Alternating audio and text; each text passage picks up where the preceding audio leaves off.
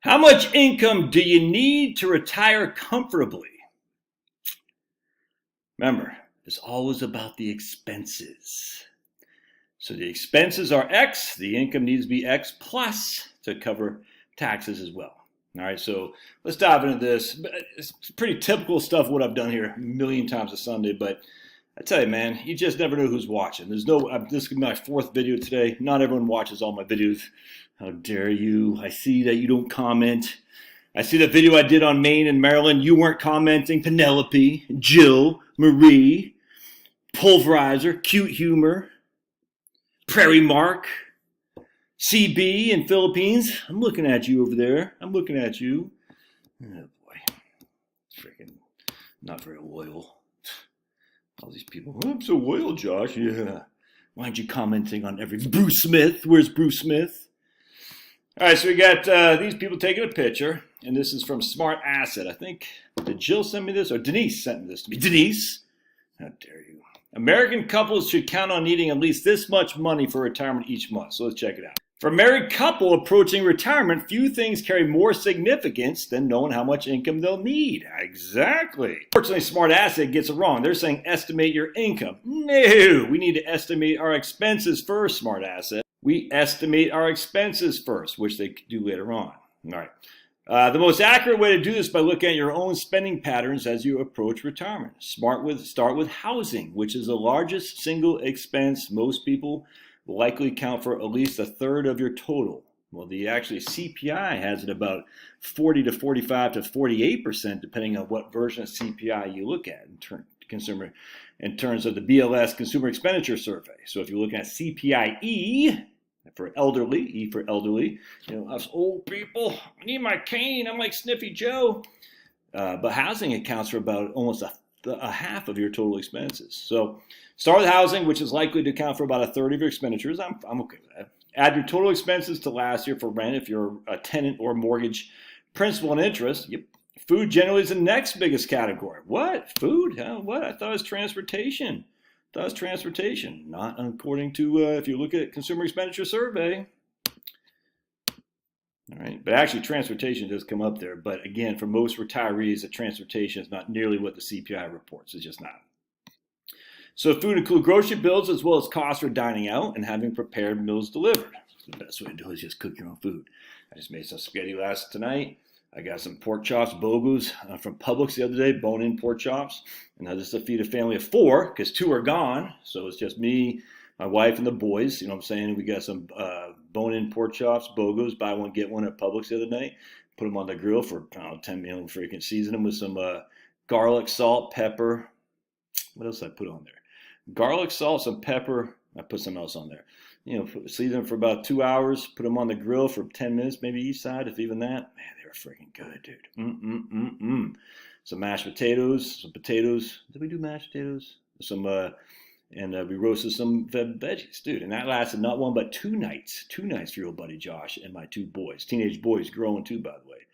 4 nights ago, I roasted a chicken, a whole chicken, $10. That fed us for 2 days. Right there. That's the way to do it, man. And then was just Charlotte, man. I'm not even sure what I'm going to do. I freaking eat ramen noodles. Other than, I just don't have a big appetite. It's crazy. And I don't drink beer. So we save a boatload of money. In fact, the only beers we got these beers in there.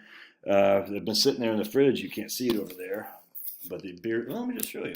I'll show you my beers. I think I showed this on the live stream the other night, but we don't drink beer. My Charlotte might drink 2 beers a year, but we got these, some kind of IPA right there. And then we got these right here, these Hell of an Engineer beer, Georgia Tech, Hell of an Engineer.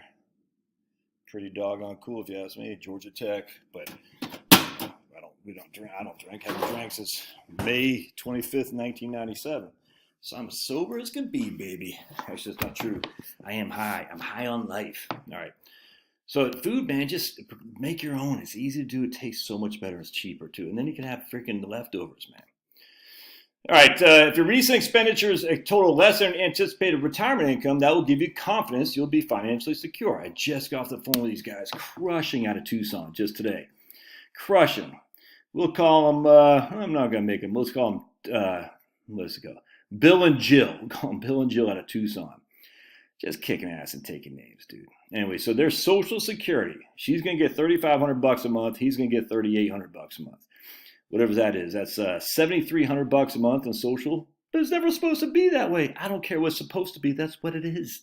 And they got mortgage. The mortgage is 2.5%. They're like, should we? They're going to sell. They have a townhome. They're thinking about selling. They already have a home that's got $600,000 in equity, but they still got a mortgage. They're like, should we sell our townhome? They're going to sell their townhouse at some point, and should we use that to pay off the mortgage? They're like, man, you're getting 5.25% on money markets right now. Your fixed rate mortgage is 2.5%. You get whatever that is, $7,300 a month in Social Security. I don't know what it is off the top of my head, $80,000 a year or something like that. I said, you just don't spend that much. I said, I wouldn't. Because remember, if you got $300,000 in a 5% account, that's $15,000 a year. You got $300,000 in a 2.5% mortgage, that's $7,500 a year. You got to pay tax on the $15,000. I grant you, you're not going to itemize. So net of taxes, you're still making thousands of dollars. It's crazy, but it's awesome. And with inflation numbers today, they're not cutting anytime soon. All right, inflation is going up. All right, so the most effective way to reduce expenses by downsizing to a smaller residence. That's actually what they did, as a matter of fact. They moved from a upper Midwest state to Tucson. They're loving it, crushing it. Relocating to a less costly area. You can also increase income by delaying retirement, which, see, retirement and taking Social Security, they're not the same thing. I hate when they say it. Delay retirement, which lets you save more and also increases your Social Security benefit. Oh, I see what they're saying. Not necessarily, dude. I mean, come on now. Come on, smart ass. Just because you work longer doesn't mean you're going to get a bigger Social Security. All right, so there he goes. We got these happy campers. It looks like they're in Tucson. They're probably in California someplace. They're loving, he doesn't have a wedding ring on. How dare you? They're loving Governor Gruesome saying, vote for me. Vote early, vote often. Let's see how this will work. The amounts are approximate for a 2022 survey of the EBRI, the actual expenditures. And they spend, right here, $5,100 a month. $1,500 for housing, $1,000 for food, $750 for healthcare. That's a little bit less than what I show. $750 for transportation, way more, man. Way more. That's way too much. You're not spending $750 a month for transportation, dude. You're just not. $500 for discretionary expenses and $500 for other expenses such as clothing. Okay, maybe, but hell, this T-shirt is like 8 years old. I'm still in my underwear from the days when I was in the jungles of Panama. I've never changed it. That joke never gets old. I love that joke. And you still got your same underwear on? Yeah, my same OD green underwear from the Army. Actually, I don't have that. My tidy greenies. Where's the brown? I forgot. You wore those in Panama and Honduras and Germany twice and all kinds of deployments in the United States. You've never changed it? Nope, never changed it. The total comes in at $5,000, which is less than the $5,100 budget and income. So basically, they got $5,100 a month in income. They're spending $5,000 a month on expenditures. Again, how's that consist? $1,500 for housing. Again, if your mortgage is paid and you don't live in New Jersey, you're not spending $1,500 a month in housing. That's $18,000 a year. All right. So hold on a second. My kids. Speaking of kids. All right. Anyway, so $750 for train. That's not happening. So look, you can reduce this by half. Reduce this by half. Increase that by 33% because healthcare is not going to cost us $750 for these two young couples here. It's going to be about $1,000 a month. I don't know where they're getting the $750. $1,000 for food. I'm not sure if it's just Charlotte and me. That might be a little bit on the low end, but either way, about $5,000 a month, 100%, man. Another hypothetical couple has $100,000 in income due to higher Social Security benefits and a larger portfolio of investments and generous corporate pensions.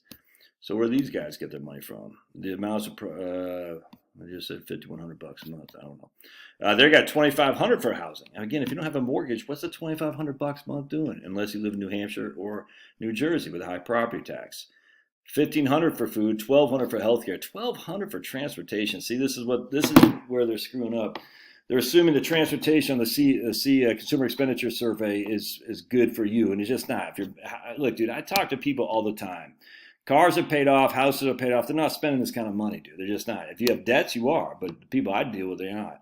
Just not. $800 for clothing? Man, what the hell? What could you possibly spend $800 a month for in clothing? Yeah, it's just dumb. Their hypothetical examples in a real couple's experience can be quite different, you think? EBRI found that most individuals spend less than $2,000 a month. What? Most individual retirees, notice that, individual retirees, so we know it costs less to basically 2 people living in one house is cheaper than one person living in one house. That's why married couples are ahead of single people. Charlotte and me travel lighter than Carl over here and Joni over there because they have 2 houses they have to pay for. So married couples travel lighter in terms of expenditures. All right, Black, Hispanic, and low-income retirees are more likely to be pressured than others. Oh my goodness, it's the systematic racism we got to deal with in America. It's like everything, man. Look at this. See this right here? This, to buy this notepad hurts blacks and Hispanics more than hurts whites. You notice they never include Asians in there. It's kind of weird. BlackRock surveyed retirees across all income levels and found 80% were not drawing down their savings at all. And the savings of almost a third of those who had already retired were still growing. What? And the funny thing is I clicked on the survey. It did not take me there, which is very frustrating to me. It just took me here. So I don't see any. Well, maybe that's it. But it didn't say survey. That might be it right there. I might have to look at that differently. Anyway, look at these people. How come they're so happy? Because they're white. Remember, whites, we're always, it's white privilege, systematic racism, we're the benefits of. Look at those people. They're so happy. Oh, my goodness. Anyway, so as you can see here, 2,000 a month seems way low to me, frankly. That's a survey. That's okay. I think 5,000 a month is a good number to look at. If you got $5,000 a month in expenses, I think the vast majority of people are going to be just fine. I mean, you think about it. If you got $3,500 a month in Social Security, that's $1,500 you need from other sources. If we need $1,500 a month from other sources, that's just $3,500 a month for one person.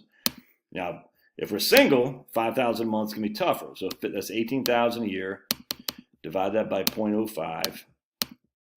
This is for a single person. They're going to need $360,000. Spending $5,000 a month. All right, they're going to need $360,000 to spend $5,000 a month.